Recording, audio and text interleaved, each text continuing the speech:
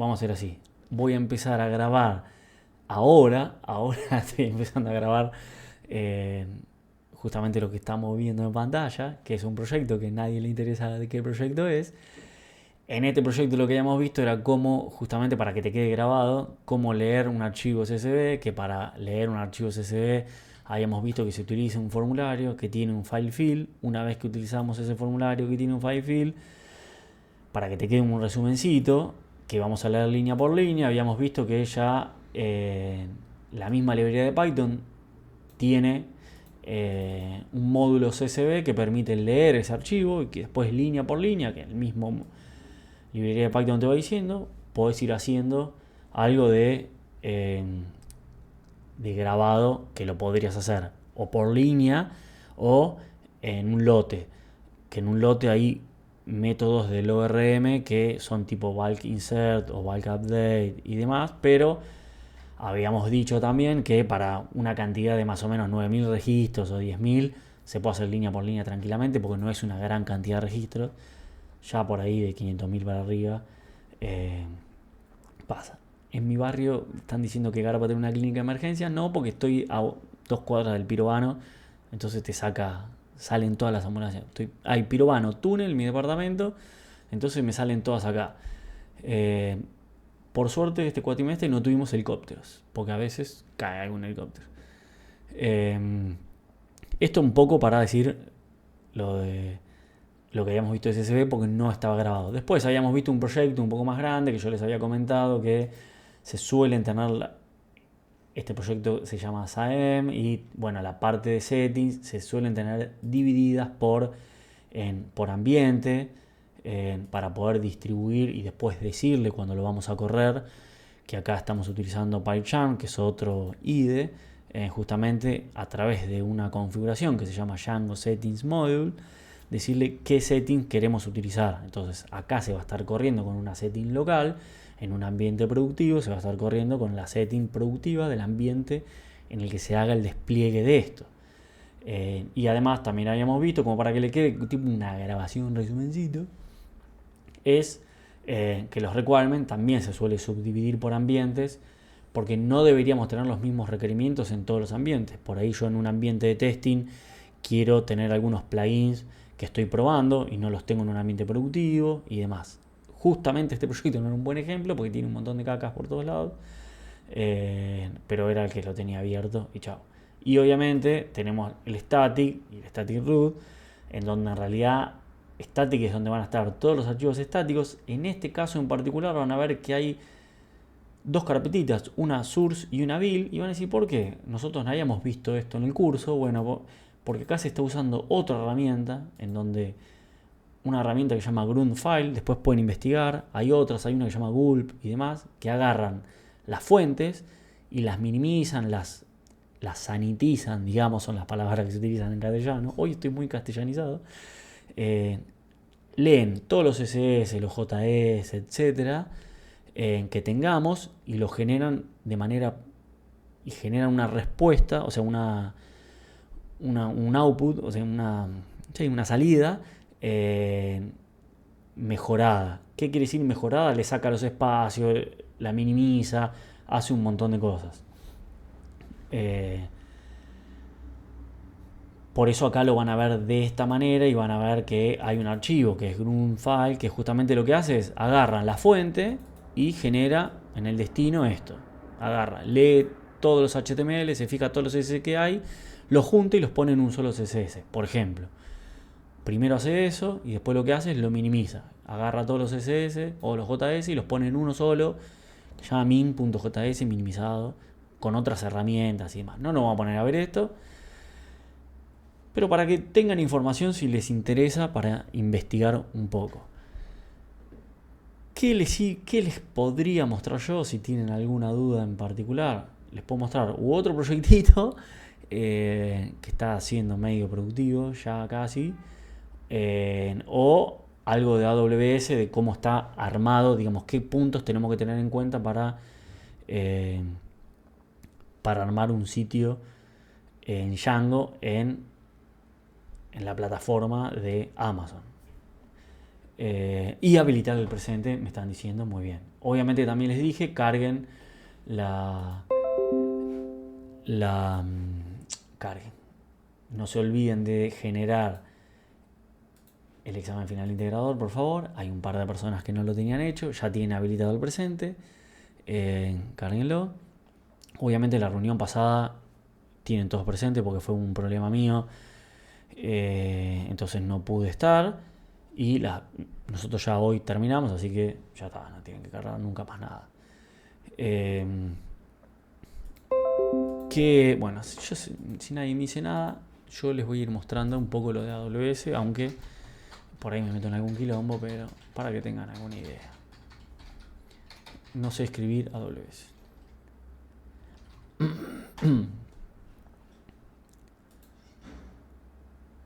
Obviamente esto tiene una capa gratuita y demás. Yo me registré también con mi usuario. A ver, vamos, estoy aquí. Se lo voy a mostrar acá para no mostrar nada. No me diga que le pifié el usuario. No, es este. Digamos, ustedes se registran, esto lo hacen, lo único que les pide es una tarjeta de crédito en donde les va a hacer un cargo y se los va a descontar para validar de que sea válida, pero mientras usen la capa gratuita no les va a recargar nada. Obviamente tienen que leer las cosas cuando creen el usuario y demás, porque si no salen perdiendo. Y básicamente si ustedes quieren crear un ambiente de Django, hay tres aspectos principales. Ahora después lo vamos a ver en algún lugar que está creado para que tengan una idea. Uno es RDS. ¿Qué quiere decir RDS? Hay tres servicios principales, mejor dicho. Yo también les había comentado cuando vimos lo de despliegue. Jeff Bezos nos hizo rico de la nada, estoy de acuerdo. Uno es el Elastic Beanstalk, que ahí les arma todo de manera automática, pero yo no tengo conocimiento de eso, así que yo voy a ir más que nada a mostrarle lo que realmente, cómo se manejan las cosas, que son, uno es la base de datos, donde se maneja a través de un servicio que se llama RDS, Relational Database Services, no es muy loco. ¿Qué tienen que hacer acá? Crear una instancia y crear eso. Ahora yo les voy a mostrar todo creado para que tengan una idea de qué cosas hay que configurar y demás, pero les quería mostrar un detalle de algunas cositas. Supongamos que queremos crear una base de datos. Y decimos, bueno, mira, quiero crear estándar create o easy create. Para mí siempre es mejor estándar porque vamos leyendo lo que vamos haciendo. Decimos cuál va a ser el motor que queremos utilizar. Decimos cuál va a ser la versión del motor que queremos utilizar. Y, importante para los argentinos, es el template que vamos a utilizar. Siempre tenemos que ir utilizando lo que dice Free Tier. ¿Qué quiere decir eso? La capa gratuita. Obviamente, si nos salimos de la capa gratuita, en el momento que querramos hacer algo, nos va a decir cuánto nos va a cobrar. Y como todo es en dólares, es barato, pero en dólares. Por lo cual, para Argentina es caro. Sobre todo para cuando estamos haciendo algo de prueba. Decimos, mira, va a ser una capa gratuita, le decimos el nombre de la instancia y demás. Esto me va a generar una instancia de base de datos, digamos. Un servidor de base de datos. En ese servidor después vamos a crear las bases de datos. No es que me genera las bases de datos. Esto me genera un servidor al cual después vamos a poder acceder y demás. Después, ¿qué vamos a necesitar? Fíjense que cuando le ponemos capa gratuita, tengo un mosquito acá que me está rompiendo los quinotos. Vamos a tener que crear todas las cosas que fuimos haciendo nosotros de manera local, las tenemos que hacer acá de manera web, digamos. Al ser gratuito va a haber un par de cosas que no me va a permitir, como elegir la memoria y demás. Fíjense que me deja elegir una base de datos mini que tiene 1 GB de RAM y demás. Si quiero utilizar un motor mejor con una base de datos mejor, tengo que poner platita. O sea, fíjense que 1 GB de RAM para un motor de Postgres es muy poco. Y tengo 2 Mbps. Pero bueno, un disco SSD de 20 GB. Esto es lo que me permite la capa gratuita. La conectividad, si me quiero conectar o no, etc. Para que tengan una idea. Una vez que arman eso, yo ahora les voy a mostrar uno ya armado para que tengan en cuenta los puntos que hay que hacer. Que hay que manejar también la seguridad. Por eso digo, esto no es tan simple. Y haberlo visto en una clase los iba a matar a quien no tenía conocimiento. Que yo de hecho sé que hay un montón que ya se embolaron.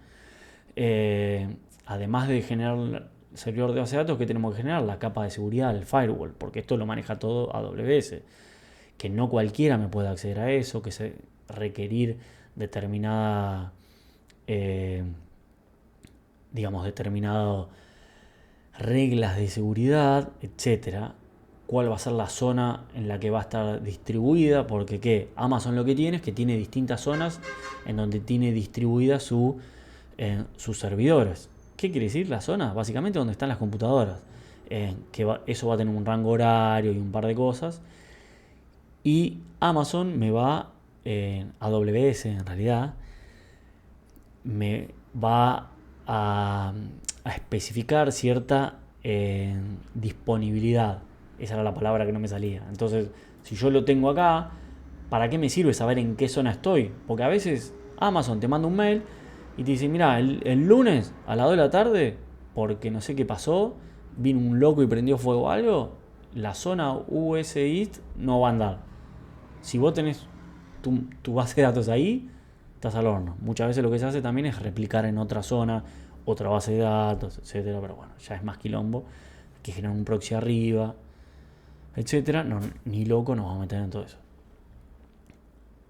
Certificado de seguridad te lo da el mismo Amazon y demás.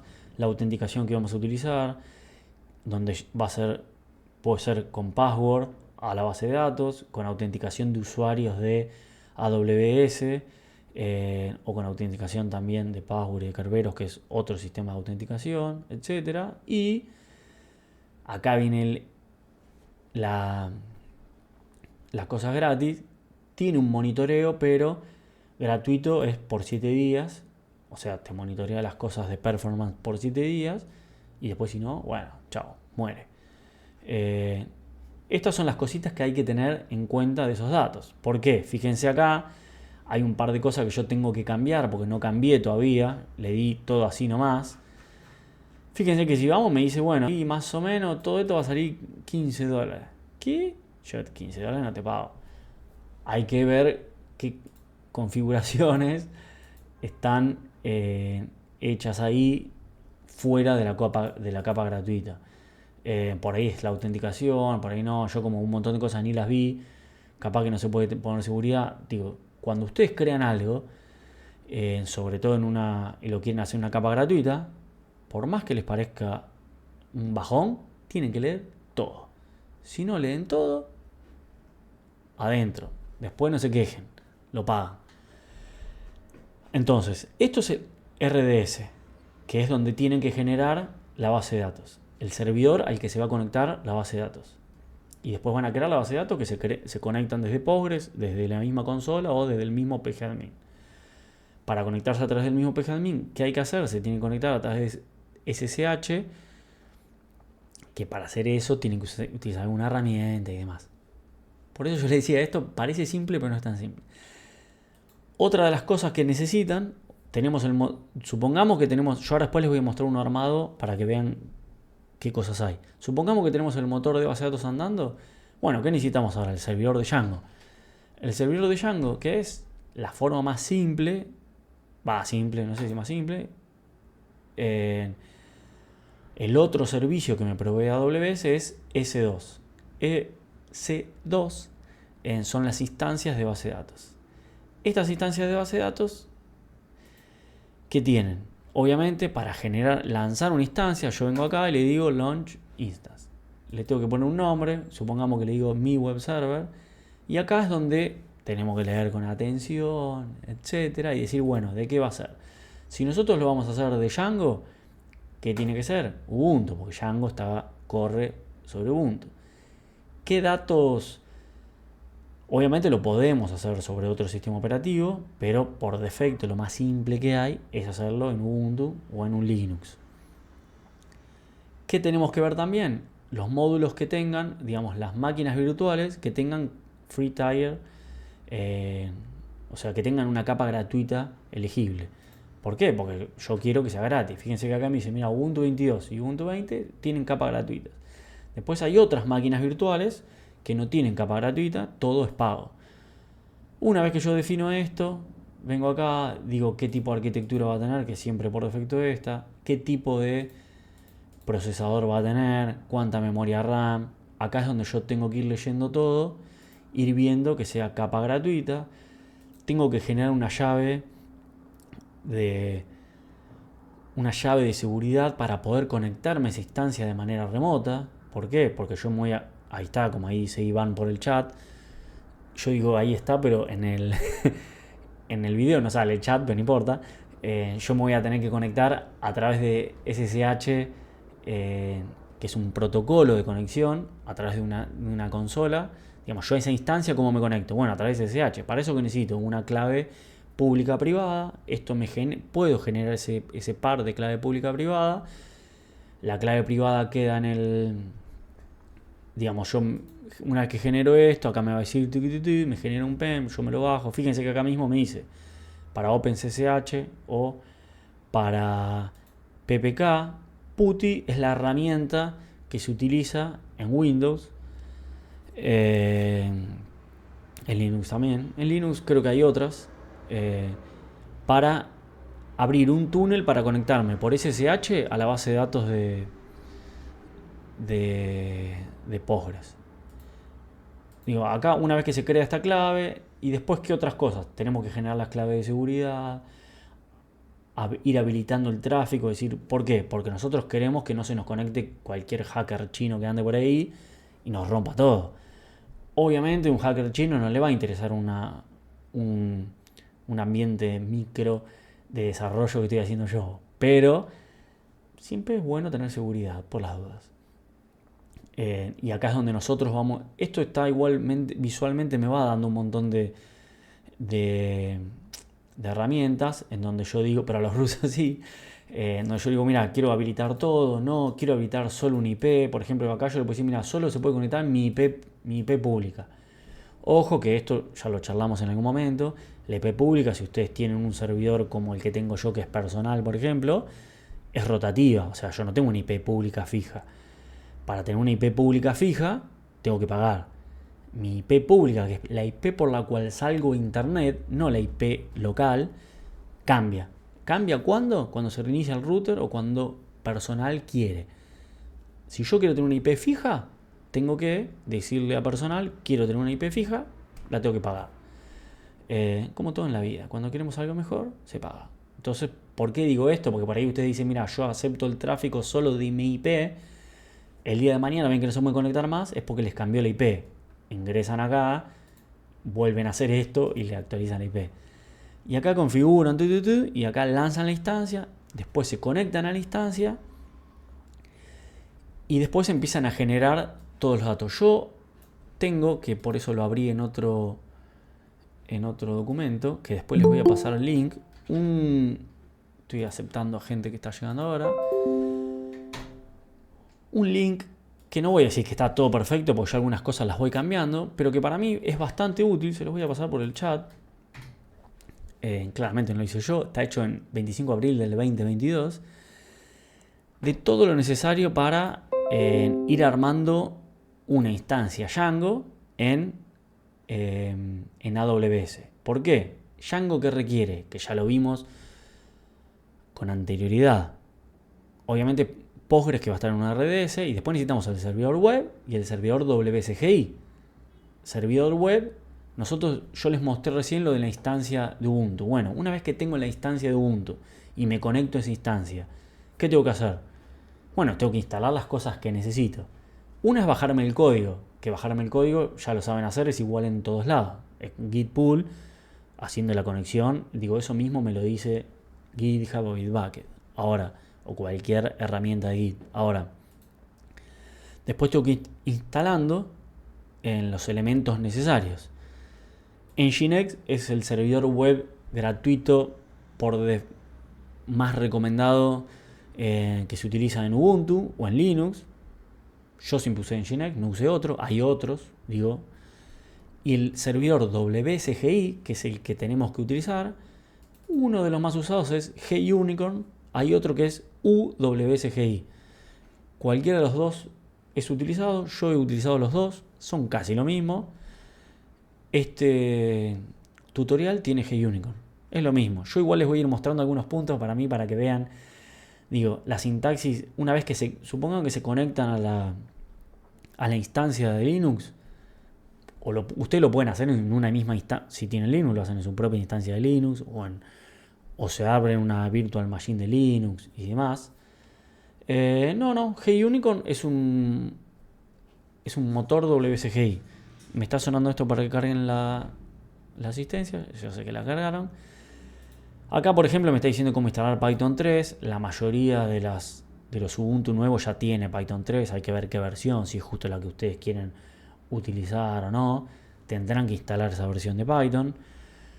Acá está diciendo cómo crear una instancia de Postgres, porque este tutorial está pensado para Postgres correrlo en la misma instancia, en la misma instancia de Linux. Vieron que yo acá les dije, creamos una instancia de Linux, creamos una instancia de RDS. Bueno, eso porque tenemos servidor de base de datos en un lado, servidor web y otro, y todo lo demás en otro lado. O sea, como que la instancia es la máquina, el RDS es otra máquina que tiene la base de datos. Este tutorial hace como que yo pongo todo en la misma máquina, que por ahí para arrancarles es más simple. Lo que pasa que una instancia gratuita de AWS, cuando le ponen Postgres y todo, empieza a andar lenta porque, bueno, pero no importa. Acá justamente les dice cómo instalar Postgres a mano, por línea de comando, cómo crear un proyecto de Django, ustedes ya lo saben, lo hicimos todo el cuatrimestre. Si no saben cómo crear un proyecto de Django, No, a lo que se refiere Ale es que las instancias que creas en AWS, o sea, los servidores, son Linux, ya claro, sea ahí, Ubuntu o Debian. claro, ahí, justamente ahí, porque me están preguntando por el chat, porque como encima ahora estoy grabando, va a quedar también la grabación, me están preguntando, para trabajar con AWS hay que tener Linux y Ubuntu, y con el Windows no podemos. Para trabajar con AWS pueden utilizar lo que quieran, porque justamente AWS provee un servicio que es de creación de instancias Amazon S2, que son instancias, máquinas virtuales, que fíjense que ustedes acá pueden crear lo que quieran. Pueden crear una instancia Amazon Linux, que no sé ni cuál es un sistema operativo de Amazon basado en Linux, un Mac, Windows, lo que quieran. Ahora, generalmente Django corre en Linux. eh, por defecto Django se utiliza en Linux. Linux, el- la versión de Linux más utilizada para correr Django es Ubuntu. Por eso todos los ejemplos que busquen y demás van a ser con Ubuntu en Linux. Si ustedes lo quieren correr en Windows, tendrán que tener otras modificaciones. Se puede, con más complicaciones en el medio, pero se puede. En un Internet Information Server se puede correr, o en algún otro servidor. El más utilizado es Nginx, que es el servidor web, en Linux, y en Ubuntu, que es la distribución de Linux, que no me salía la palabra antes, más utilizada. No sé por qué, porque es más utilizada. Eh, o que yo más utilizo. No me quiero meter en estadísticas. Ahora, para que vean este tutorial que yo les pasé, que ustedes lo puedan seguir y lo puedan ir haciendo, dice justamente cómo crear un proyecto de Django. Esto ustedes ya saben, hacer un proyecto de Django, cómo configurar con base de datos, el motor, definir lo del static root, crear las migraciones, migrar, todo esto lo tienen en claro. ¿Qué hace el collect static? Eso es lo que tiene de bueno, que ustedes viendo este tutorial, ya hay un montón de cosas que ya las saben. ¿Hace falta hacerlas como dice acá? No. De hecho, directamente pueden ya tener su proyecto y arrancar en donde dice, bueno, cómo hacer andar este proyecto. Porque acá justamente, fíjense que en esta instancia, ¿qué está haciendo? Manage Py, run server y lo levanta. Y se fija que lo pueda levantar. Con este ejemplo, ¿hay alguna cosita? Ahora, ¿qué tienen que hacer después? Instalar HeyUnicorn.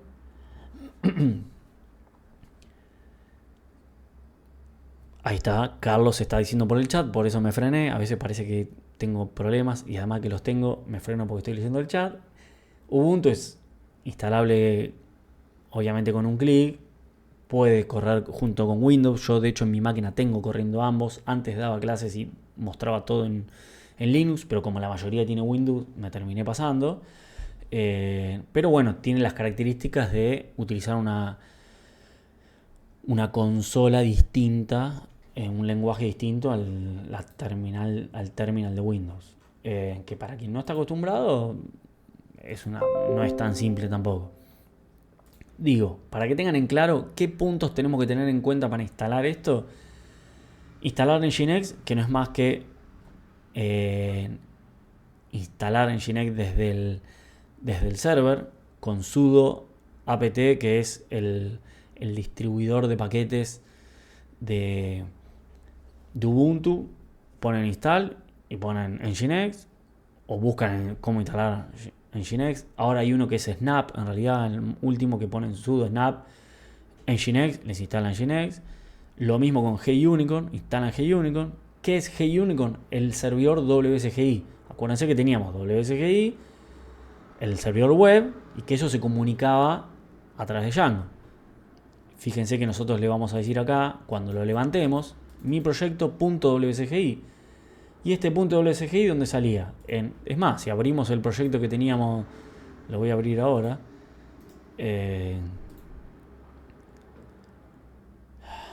Acá, en donde este es el proyecto que veníamos viendo antes, le voy a dar zoom igual, aunque no vamos a dar nada. Fíjense que tenemos un archivo que es WSGI. Nombre del proyecto, .wsgi. Esto se encarga de justamente tener la conexión, que es un archivito que ya me lo creó por defecto. Yo no tuve que hacer nada. Entonces, ¿qué voy a hacer yo en mi server? Voy a poner Gunicorn, le voy a decir esta IP, puedo poner otra, 00 es localhost, bindiala, o sea, enlazala con mi proyecto, que en este caso sería pig-23320.wsgi. Y acá ya le digo a Gunicorn dónde está el archivo WSGI que se encarga de enlazar lo que es el proyecto de Django con el proyecto web. Hay que crear también alguna configuración de Gunicorn. Digo, esto después ustedes lo ven, que es más que nada un tutorial de qué cositas hay que ir poniendo. ¿Qué es? ¿Por qué yo tengo este tutorial? Porque como ustedes ya me conocen, yo de memoria no me acuerdo nada. Entonces digo, bueno, cuando voy a crear, que hace poco creé uno nuevo, por ejemplo, vengo acá y digo, bueno, a ver cómo era crear el socket. Tiki, tiki. ¿Esto qué es? Es cómo se maneja Gunicorn. Gunicorn necesita un socket, que es cómo funciona con el servidor web. Todo ese dibujito que teníamos, ¿se acuerdan? Que teníamos todo un servidor así, que decía adentro está WSGI. Bueno, eso de alguna forma se conecta. Esto lo que me dice el paso a paso es cómo se conectan esas cosas. Por eso digo, hay que tener un poco más de conocimiento y por eso se iban a marear mucho, como por ahí lo están haciendo ahora, si van viendo estas cosas. Pero siguiendo el tutorial, suponga que no entienden una goma, sí, en el tutorial hacen lo que les dice y anda, créanmelo.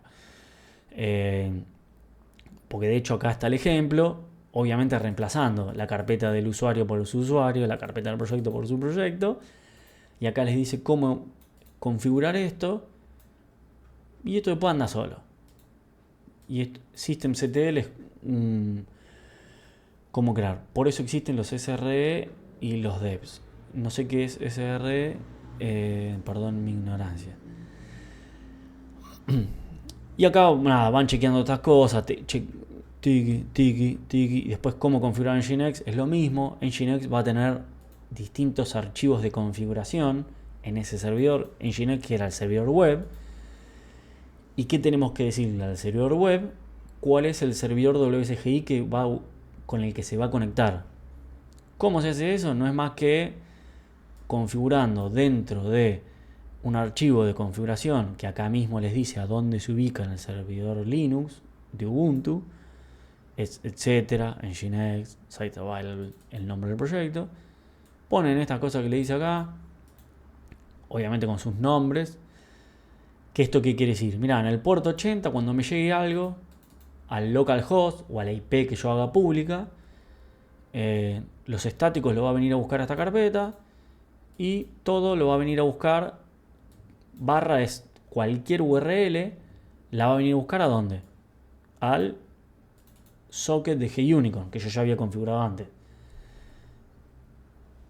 Tranqui, digo, estamos viendo esto como para que tengan algo más de info y después se chusmean el tutorial. Acá le dice cómo correr esto, pim pum pam, levanta.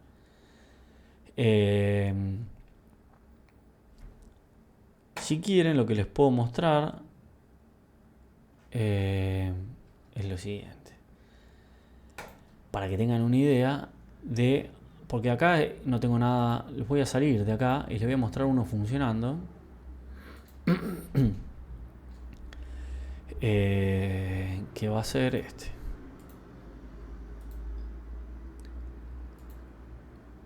Que nunca me acuerdo. Sí. Porque una vez que ustedes generan todo y demás, les genera un account ID, un username, etc. Acá hay un sistema funcionando, digamos, donde, por ejemplo, tenemos el RDS que va a ser el motor, la instancia del servidor. Cuando nosotros vemos esta instancia, la instancia tiene un nombre. Esta instancia va a tener un montón de bases de datos, una o varias, no sé qué. No quiere decir que sea... Esta es la instancia, es como el servidor. Se genera esto, fíjense que una vez que lo generamos, genera un montón de cosas. Genera una subred, porque hay una red de identificación de IPs. Hay un montón de conceptos de redes ahí metidos. Y lo que nosotros sí tenemos que generar es por ahí grupos de seguridad, en donde decimos, bueno, que no cualquier IP pueda comunicarse con este server, o cualquiera, dependiendo de lo que querramos. Se pueden poner reglas de ingreso o reglas de salida.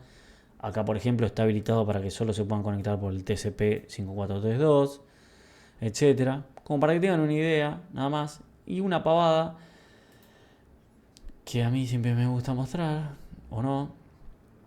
Una cosa también son hay algo que se llama Elastic IPs, que es una forma de darle una IP fija a una IP pública, que me lo provee Amazon, también lo tienen que pagar, claramente.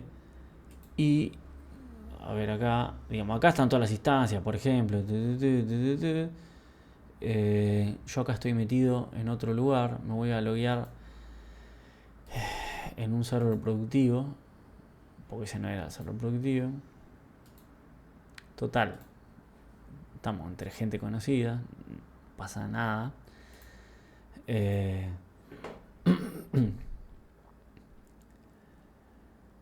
Para que vean, algo que se suele configurar, además del RDS, además de los S2, vamos a entrar por ejemplo acá a los S2.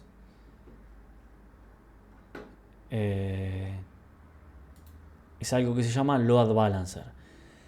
Que básicamente, ¿qué es un Load Balancer? Vieron que yo les mostré recién que nosotros podemos generar una instancia de S2. Esa instancia de S2 tiene un sistema operativo que tiene un Django corriendo. Bueno, además podemos generar algo que se llama Load Balancer, que lo que hace es estar mirando dos instancias. Que tienen las dos instancias, es una réplica del mismo server. ¿Para qué eso? Justamente como ahí está diciendo Iván por el chat, es una redundancia. No solo una redundancia en el sentido de que si se cae uno está el otro activo, sino que el Load Balancer lo que hace también es distribuir cargas. Para eso existe un Load Balancer. Entonces, supongamos que yo tengo, voy a decir una burrada, yo tengo dos instancias, que tengo 2 Core i5 con 8 GB de RAM. Bueno, entonces yo le digo, bueno, cuando una instancia ya tiene 6 GB de RAM ocupados, la otra tiene 0, 6 es un montón igual, pero por eso te digo, voy a decir una burrada. Cuando tiene 6 GB ocupados, ya empieza a derivar para la otra instancia, hasta que se libere esa instancia, porque la otra todavía no está ocupada. Entonces ahí estoy haciendo también tienen que investigar un poco lo que son los load balancer, distribución de cargas, todas las técnicas que hay. Es también un mundo. Pero justamente lo que hace es distribuir cargas para hacer que parezca más rápido. Porque llevo un request, me llega un request, lo mando para una instancia. Me llega otro request, lo mando para otra instancia. Ambos requests están conectados a la misma base de datos. Como el tipito de la cola del súper, están diciendo ahí, claro. Como los locos esos que están ahí, eso es un ejemplo, es claramente eso en realidad. Es cuando están ahí o en los peajes, vieron que a veces también pasa que tanto los peajes y hay uno parado ahí con o en los aeropuertos también, hay un loco parado diciendo, bueno, entren por acá, bajen por acá, bajen por acá. La torre de control básicamente es un load balancer que dice, bueno, puedes descargar en tal lado, puedes cargar en tal lado, puedes cargar en tal lado, o no puedes entrar, porque no hay más lugar. Y te hace quedarte dando vuelta esperando. Bueno, eso es, ese por ahí es el ejemplo más real de un load balancer, que es una torre de control. A grandes rasgos y con la burrada que estoy diciendo. No técnica, pero digo, para que tengan una idea de cosas que pueden investigar cuando para hacer un despliegue producción. Ustedes igual, como terminaron este curso, están lejos de eso, pero si les gusta investigar, están todas esas cosas. Están las instancias, en las instancias se desarrolla algo. Obviamente cada instancia tiene que tener asociada una IP pública, una IP, un grupo de seguridad que va a tener también su capa de red. Hay un montón de información, un DNS que le va a estar asociado a una URL. Hay un montón de cosas que hay que configurar. No es como si, bueno, hago Python más PyRAM server y anda. Por eso digo, hacer un despliegue productivo es todo es bastante grande eh, y justamente por eso lo vimos a través de Python Anywhere, que simplifica todas esas cosas a través de ese tipo de manejo que tiene Python Anywhere. Eso más que nada para que tengan una idea de cuáles son las cosas que hay y demás, y para que entiendan un poco por qué no nos metimos. Y esto se puede ver ejecutando. A ver, si vos me decís, esto se está. ¿Qué quiere decir, Carlos, ver ejecutándose? Porque ahí me estaban preguntando si esto se puede ver ejecutando. El proyecto, o sea, el que estás haciendo, que si, o sea, como que estuvieses levantando haciendo el run server y verlo funcionando. Es que está, digo, esto está levantando. Por ejemplo, a ver. Pará, yo si me levanto. Es que esto está funcionando. Si vos entras ahora a saben.com.ar, vas a ver un sitio funcionando, que es este. O si Ok, tú. ok, eso es lo que quería preguntar. Exacto. No, no, digo, esto está funcionando a través de unas IP públicas que están a través de un DNS, a través de un sitio productivo, que no sé si lo podría mostrar, pero no importa. Digo, ahora, suponete que nosotros, yo tengo acá anotado, por ejemplo, tácate, que este es mi ambiente donde yo corro las cosas. Y acá yo tengo en este Notepad, no, en otro lado. Esperen que lo voy a abrir en otra carpetita para que no lo vean ustedes. Es más, no voy a cortar nada. Les voy a mostrar un segundo y ya acordado. No, porque lo hago todos los días y todos los días me olvido lo que hago. Si me ve mi jefe me va a matar. Pues yo soy muy de anotar todo en documentos. Eso que generó que mi cabeza se olvide todo porque esté muy acostumbrado a buscar documentos. Bueno, de nada, Iván, muchas gracias por lo que me estás diciendo por el chat. Eso sí, no lo voy a repetir porque no me gusta. Es bueno, pero quedo como... Por ejemplo, acá yo voy a agarrar, me voy a conectar a una... a ver, proyecto SAEM. Sí, acá. Nosotros armamos esa clave privada pública que yo les dije. Le voy a hacer un zoom. Yo acá me estoy conectando a esa IP, a esa IP privada. Esto es la instancia de Amazon que está corriendo allá, que es un Ubuntu. Fíjense que es un Ubuntu hasta viejo. Fíjense que acá me dice que me lo actualice Ubuntu 18.4. No lo voy a actualizar porque este es un sistema que está funcionando y hay gente que está utilizando el sistema en este instante y si lo hago ahora me echan. Ahora, si nosotros vemos esto, ¿qué es? Hay código. En este código, ¿qué hay? Si entramos a donde está la carpetita código, venimos acá, tengo un proyecto, si venimos a Saben, es este proyecto que yo les estaba mostrando, que tiene un montón de cosas generadas, tiene un Saben.soft, que es esto que me pide generar el WCGI para conectarme con Nginx. Nginx tiene también toda su configuración y demás. Y por ejemplo, systemctl creo que era. systemctl status. No, porque ahí borro algo. Nunca me acuerdo, los tengo anotados también. Bueno, ahí me dice todas las... Pará.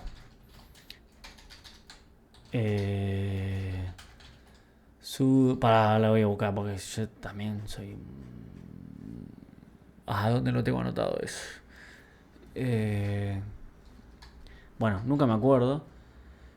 Sí, eres mala, sí. Sudo service status all creo que era. No. Nunca reviso, pero créanme que para mí era sudo systemctl status. Claro, pero acá me da el status de systemctl status. Bueno, no me acuerdo. Porque le puse status L, soy un idiota. Claro, bueno, está bien. Acá me dice que están todos los servicios activos, lo que pasa que no me los está nombrando. Bueno,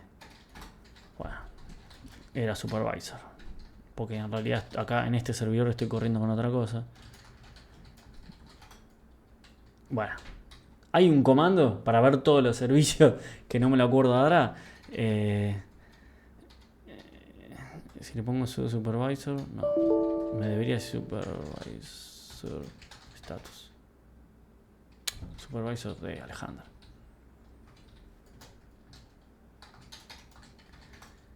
Bueno, no me acuerdo.